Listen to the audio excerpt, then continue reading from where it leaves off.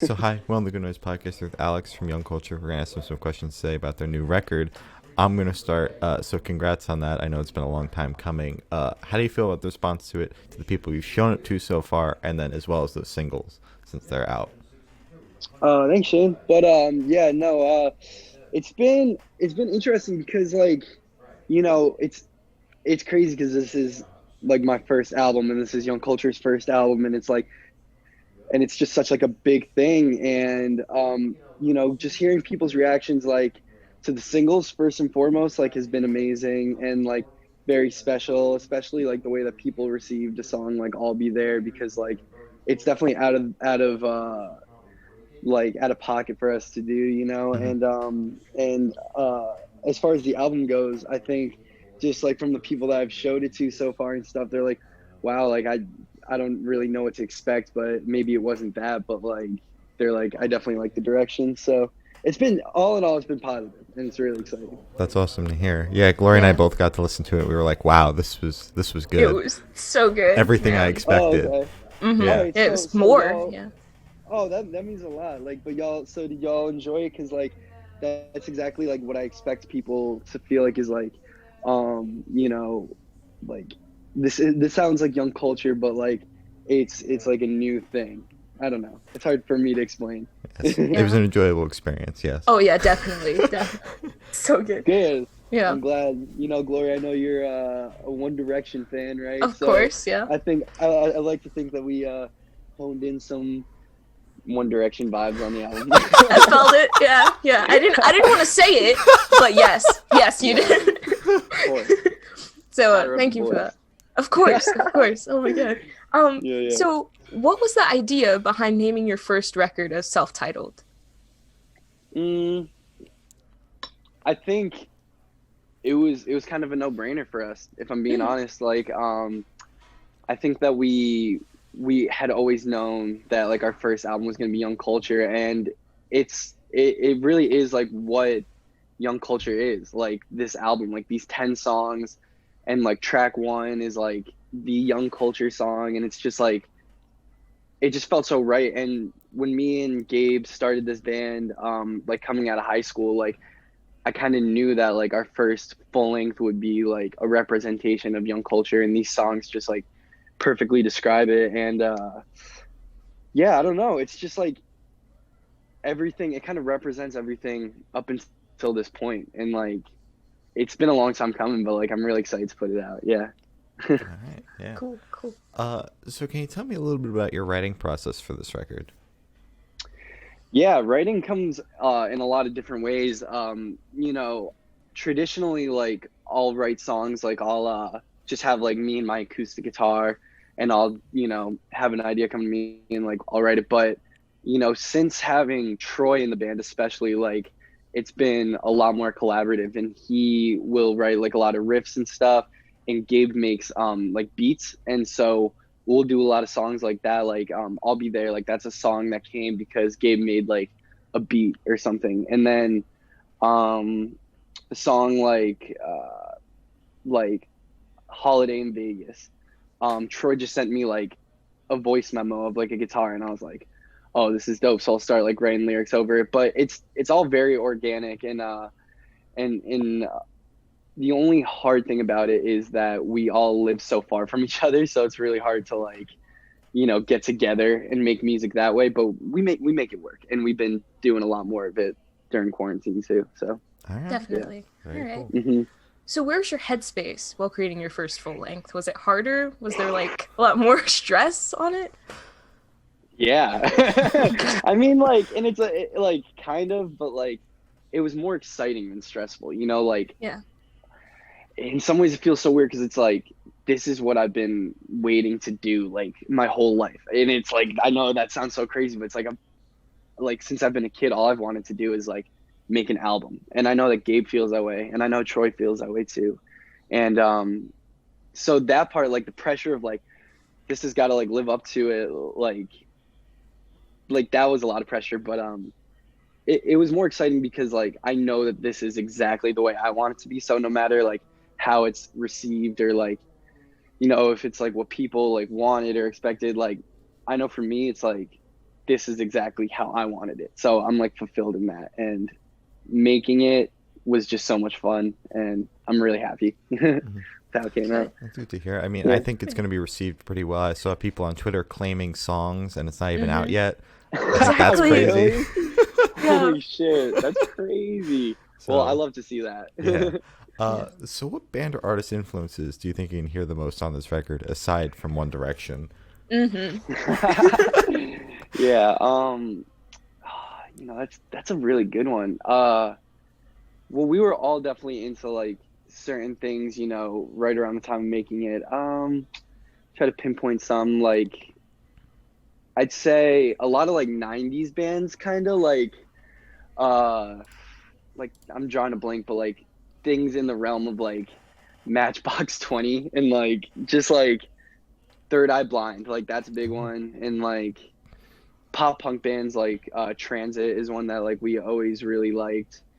And I don't know, like I guess it would be different between like me, Gabe, or Troy, but for me, like I know lyrically I really look up to like Frank Ocean, and like always want to try to write like deeper lyrics. I know that sounds like cliche, but like write deeper lyrics like his stuff. But it's also a lot of like pop artists and stuff, so it's definitely all across the board, because like you got three guys that all like different things, and are trying to like make all those sounds work together. Hmm. So Yeah. it's across the board. Yeah, those musical influences all across the board definitely jump out on the record too. It Definitely. shifts. That's awesome. Yeah.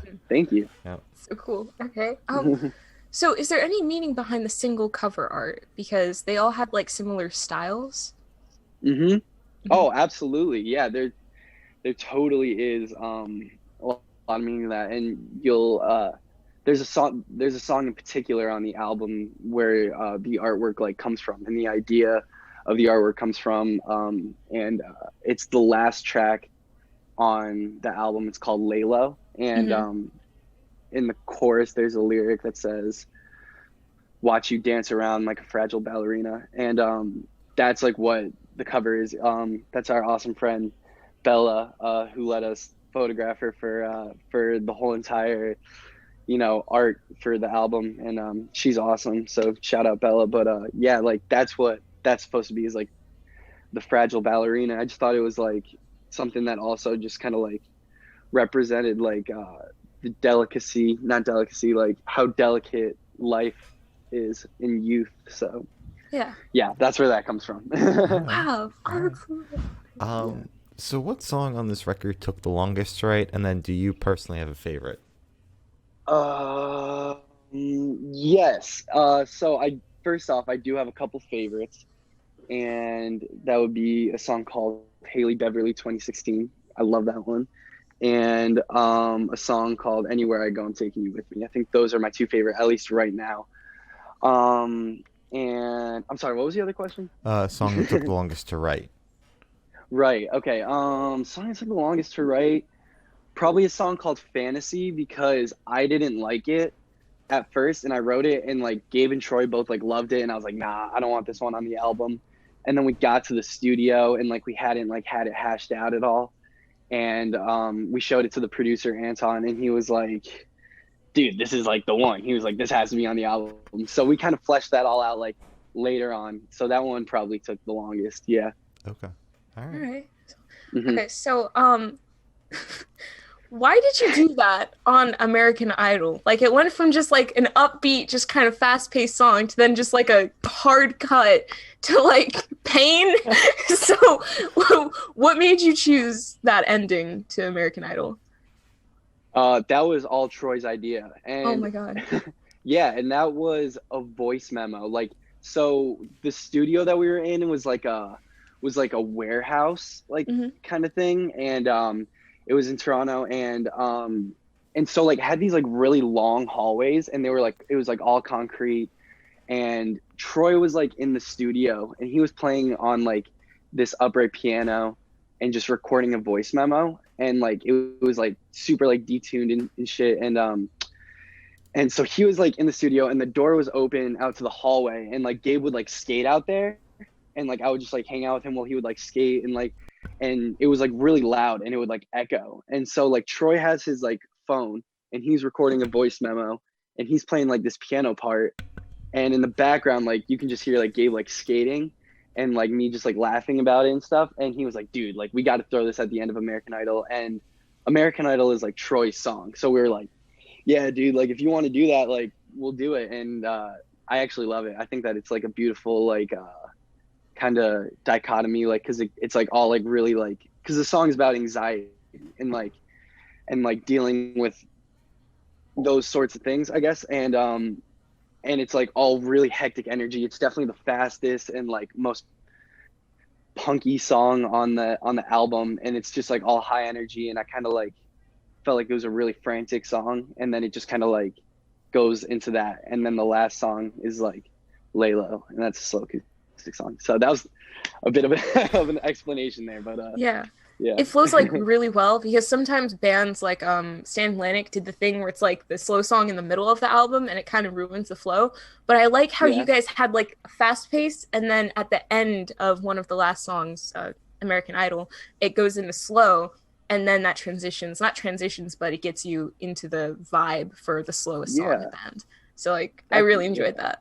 Yeah. That's how I felt about it too, and I appreciate it because like it's cool, because like those are things that like, you know, we thought about and we're like, oh, we want it to be cohesive like that. And like for other people, you know, to notice that, it's really cool. Yeah, of course. So is there a certain feeling you want your listeners to have while listening through this record? Yeah, but it's also up for interpretation, because, you know, that's how music should be. I think, you know, it should be like versatile, and like, you know, a song can mean something new, but it can mean something totally different to the songwriter. But for me, at least, like the idea I had for people to feel is definitely like nostalgia, and you know, like just like maybe thinking about where you are, because like, you know, like you two are fairly young, right? Like probably like a few years younger than me, but like I'm finally like I think I'm like making that transition between like being like a kid, or like being like a teenager, and like a young adult. And it's just kind of like a reflection on all those past years, you know, and like everything that like I've been through. And I don't know, but it can mean something different to everybody else, but that's definitely what it like means to me, is like, you know, just reflecting on youth and young culture. Like, bam, there it is. Like that's what that's what it is. Yeah, like it's just like boom, just young culture. Like I don't know how to like say it besides just like those two words, because like I don't know, that's all I've ever known. So, you know, next thing probably won't be that. Yeah, that's fair. Wow. Yeah. So this question should be like super fast. Off the top of your head, I want you to describe this album in 3 words. Yeah. So youth, first, and culture. I don't know. Youth first, culture. All right. Wonderful. Yeah, I like that. I love it. Yeah. Okay, there you go. I'm bad at those things. Like, No, it's okay. You did great. You're faster than most people, so it's okay. Yeah. So you guys broke up for promo. I want to ask you personally, what the fuck, Alex? Because I know that was your idea. Yeah, totally. Yeah, I mean, like, I think that like I like felt bad about it like later on, and it wasn't like something that like we thought through really. It was just kind of like an impulse thing that we did. Mm-hmm. And like you know, like I feel bad now, because like I feel like it hurt some people's feelings, but like, you know, like we were just trying to like get people's attention, you know, and in retrospect, something I wouldn't do again really. But you know, I don't know, yeah, we just were like, all right, what are we gonna do? And like we're just like all jokesters, and like I think like people know that, but you know, maybe that was pushing the limits too much, but whatever. I mean, like, it is what it is. Yeah. I mean, Okay. I was off the internet for an hour. Glory texted me. She goes, Young Culture broke up. I'm like, there's no fucking way. They're in the middle of an album cycle. Hey, I'm going to be fair. To be completely fair, we absolutely never said that we were breaking up at any point in that. Well, so... I know, but it's the way the tweet was written. It exactly, how like you phrased it. Yeah. Oh, I know. God. Yeah, I totally get that. Yeah. And the it's fake like beef beforehand. It was perfectly planned. wonderful. Well, you know, I felt like bad because like I tweeted something and like I like meant it. Like I really did. Like that was a real tweet. But then like, you know, I'm talking to my boys and like they're making me feel better, and like we're just like doing, they're like, yo, like fake beef, because like we had done that in the past with like other bands, and we were like, yo, let's fake beef, and they were like, yo, we got like, we're about to announce like our first album tomorrow, like what's like the craziest like marketing that we could do, and my dumbass is like, I got an idea, boys. So yeah, sorry to everybody. I'm really sorry. That was not very nice, but whatever. Fuck it. It is what it is. Like, marketing. Oh my god, It worked. everybody trust issues. God. Yeah, because Yeah, sorry. my entire timeline was just filled with my favorite band just broke up, and I was like, no. It was No. yeah, but I'm glad you guys didn't break up. That's Yeah. really Never. cool. Instead, we gave the best news that we like ever had, but whatever. People were mad, so. People can stay mad. Exactly. Yeah. So you guys actually did a collab with Super American. How did that happen? What was that experience like? They tweeted at us and asked us if we wanted to do a song for like, what's the word, like donation, and we were like, yeah, of course. And they came to us with like probably like 80% of the song. I wrote like my verse, did some other vocals. Gabe put down some guitar. I think Troy did too. And yeah, and we put out the song, and we donated all the money. We made something like 1,500, and we were able to donate it to a nonprofit in Buffalo called Candles in the Sun, which is a nonprofit that helps just like create better neighborhoods. Yeah, and it was really cool. I mean, like it was just something like we had nothing else to do, so it was like, I don't know, this is fun. So yeah. Okay, yeah, that's cool. So when live shows inevitably return, hopefully, what 3 songs are you looking forward to playing off this record? Better Off as Friends. That one's gonna be really fun to play. Haley Beverly 2016, and Anywhere I Go I'm Taking You With Me. Okay. Okay. Solid list. I actually have a question about live shows. Yeah. For American Idol, how are you gonna play the voicemail or voice memo after the song? Are you gonna incorporate that, or is it just gonna like? Or is it not going to make the I don't set know. list? Yeah. Yeah, no, we definitely haven't gotten that far, but probably I wouldn't imagine like we'll do anything for it, because like it's just like an album thing, you know, little Okay. outro. Yeah. Okay, that's fair. That's fair. Yeah. So we like to end interviews off with this question: do you have any new projects in the works? We know you haven't even like released this album yet, but are you working on Give me some anything? in the time. future? Fair. Yes, yeah, always, but it's typically young culture related, and you know, we've been like writing all of quarantine, so we have like so many new songs. Like we could probably go record another album, but you know, we're just kind of like stocking up right now and just like doing it. Like, yeah, seriously, like it sucks because I already wrote like songs where I'm like, all right, like this is like the best song ever, and like I wish that this could have been on the album, but Yeah. it'll come. So yeah. Yeah, but when you were writing Yeah. the record, you were like, this is the best song ever.